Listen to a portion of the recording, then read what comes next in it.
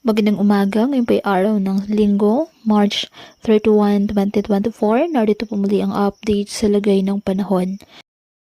Ayon sa Pag-asa, easterlies o mainit na hangin na nagmumula sa dagat Pasipiko ang nakakaapekto sa Southern Luzon, Visayas at Mindanao.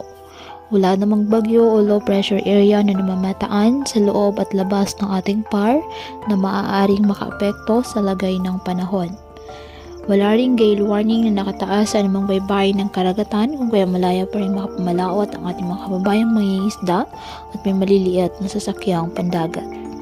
Ngayong araw, ang Metro Manila at nalalabing bahagi ng ating bansa, asahan ang bahagyang maulap hanggang sa maulap na kalangitan with isolated rain showers or thunderstorms dahil po sa easterlies at ng mga localized thunderstorms. Kaya patuloy pa rin po natin na pinag-iingat ang ating mga kababayan sa banta pa rin po ng mga pagbaha o pagguho ng lupa, lalo na kapag may malalakas na mga pag-ulan na pwedeng dulot ng mga thunderstorms. At ugaliin po na magdala palagi ng payong o kahit anumang pananggas sa ulan o di kayo nang po ay sa init ng araw kapag lalabas ng ating mga tahanan. At yan po muna ang update sa lagay ng panahon ngayong araw. Muli patuloy po tayo na mag-ingat at palaging tandaan, God loves you. Stay safe and